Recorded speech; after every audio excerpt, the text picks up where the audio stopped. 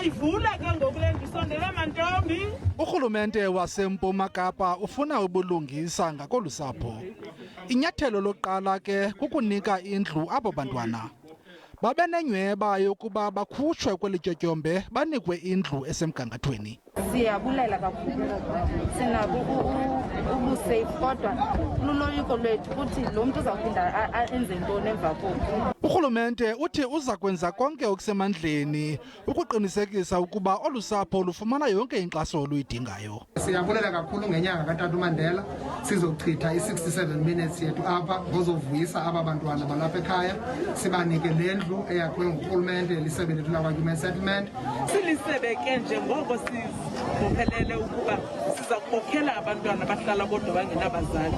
Lona ke ngumzekelo wamakhaya afana nalawo.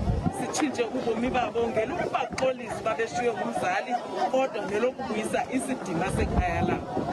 Ukuza kuthi ga ngoku urhulumente waseMpuma Koloni sele enikezele ngezindlu ezingaphaya kwama-3,000 kwikwata yokuqala yalo nyaka.